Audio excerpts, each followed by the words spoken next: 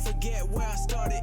One day I'll be looking back like I made it. One day this could be my last, I can't waste it. One day I will not be thinking about the money.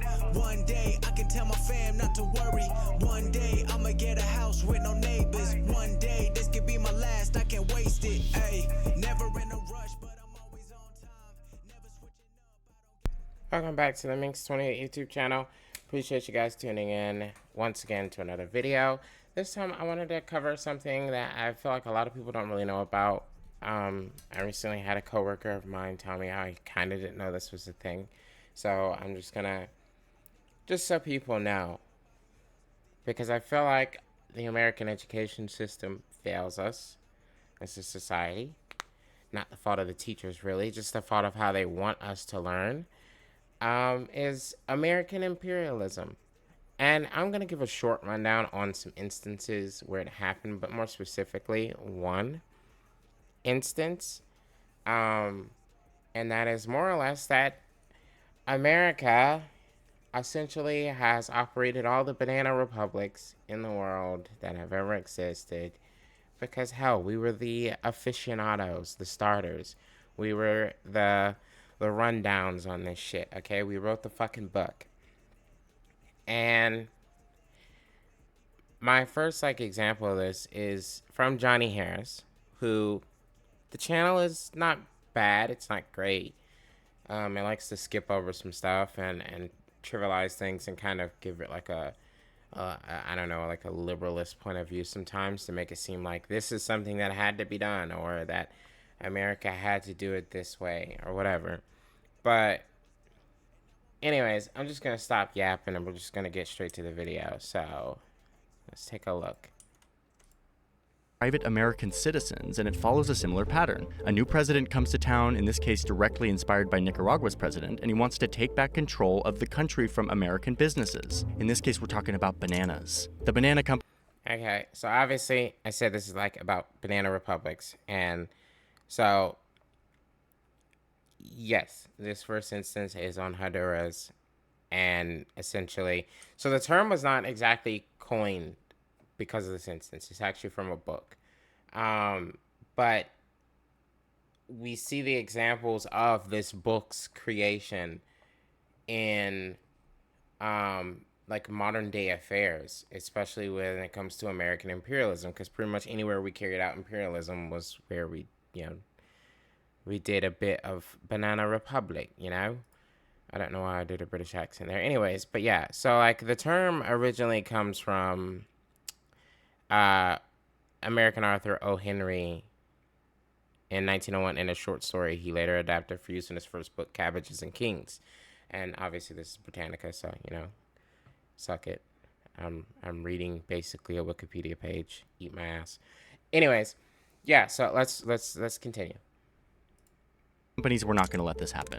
And it was mostly this guy, a banana businessman named Sam the Banana Man. He's not going to let this pesky president run his country. No. So he assembles his own militia. He literally buys a surplus Navy ship, loads it up with weapons, and starts his campaign to get this president out. He sails from New Orleans to the coast of Honduras, and he literally invades the country with a private army.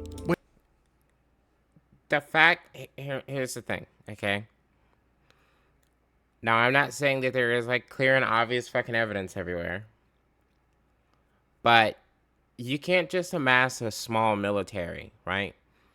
And warships, a small flotilla of warships, okay? Without the U.S.'s help. It doesn't matter how rich you fucking are. It doesn't. Okay? All states have a monopoly on an authority of violence. They're not going to just let some random ass fucking capitalist assemble a small army without the U.S. government more or less being compliant with it. Selling him the ships, selling him the weapons, sending soldiers to train this private army to ensure that they're at least a competent military force compared to wherever the fuck they're going. So they don't just land and get their ass kicked. The same shit we did in Cuba. I wouldn't be surprised if these motherfuckers were getting, supplied by, U.S. naval ships that just didn't, fly the, U.S. Navy flag as they were off the coast, that just, floated away with the fucking flotilla in the Banana Man, which fuck you, you're a cunt. Wait, where's the U.S. government in all this? They also didn't like the political direction of Honduras either, so they just sort of stood back. Let this private invasion happen, and then at the critical moment, the U.S. steps in to order a ceasefire, basically bullying the president to step down. He had no way forward, no defense, so he resigns. And the Banana Man's leader of choice takes the presidency. Also, you can have a fucking banana. Okay? Majority of the bananas in the world come from countries which receive this treatment by the U.S., okay? Destabilization and appointment of leaders that were pro-U.S., and not just like pro-U.S. This motherfucker basically was an employee of the Banana Man, okay? So not only did we like go in there with a so-called private fucking army, okay? Air fucking quotes on that motherfucker.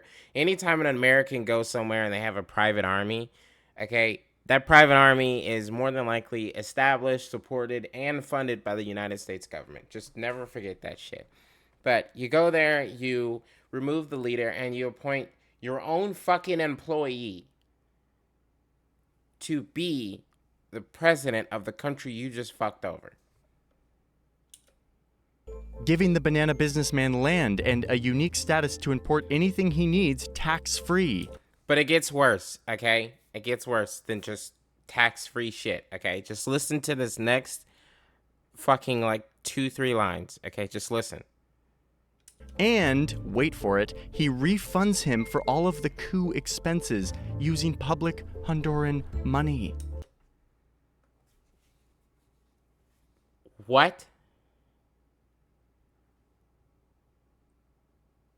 What?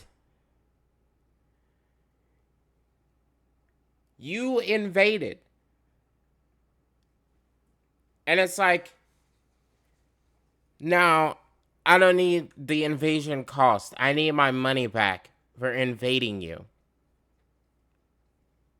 And the president's just like, yeah, sure, boss. It's not like you sign my paychecks or any fucking thing. Like, holy shit. And America does this shit all the fucking time. Like, you can look right here on the Britannica page and see a million fucking examples. Like, it makes zero sense. You got Honduras, which you just showed. You've got Guatemala with Jacob Arbenz. You've got fucking Colombia. You've got literally every country in South America getting side-fucked by America with no lube. In the ass. Not even a first date. And it always leads in death and fucking devastation for the citizens who live there. And it's over shit like bananas. So anytime you eat some, you know, like Hawaii. Hawaii is a fucking state solely because of the Dole Fruit Company. Okay? The motherfuckers who give you fruit cups. I said fruit comes. That's disgusting. Fruit cups. The motherfuckers who give you fruit cups, okay, are the reason why Hawaii is a state. Not Pearl Harbor, not its strategic fucking location, but because pineapples and sugar and fruit cups. God, America is straight fucked. It is straight fucked. The amount of bullshit that we have done to other countries, and then you wonder why when you go somewhere, the fucking native population rips you the fuck off, okay? They charge you fucking $50 for a fucking fish plate that, like, they charge a local fucking $2 for, and you wonder why. It's because, like, 70,000 people had to die for you to be able to fucking buy a fucking t-shirt with a goddamn pineapple on it. Back, like, 100 years ago. And because their country has like running water for only 2 hours of the goddamn day in certain areas, because there was some sugar plantations near a fucking railroad 80 years ago. And you wonder why, like, these countries fucking hate us. Why there's always this running gag of if, like, the U.S., like, military shows up, you know, it's fucked. It's over. The world is just fucked. It's because of shit like this. Because we set up banana republics all the fuck over. And we, like, do all this shit for, like, the dumbest shit. Fucking bananas. Fruit cups. Sugar. All this unhealthy shit that makes us... Maybe that's why we're fat. Maybe that's why we're a fat-ass fucking country. It's like karma. That's why we all have fucking diabetes and high blood pressure. It's because we literally, like, are getting karma from the, like, thousands upon millions of dead souls that America has left in all these random fucking countries for shit like fruit cups and fucking bananas. Maybe that's why. That's why McDonald's has fucking killed so many people.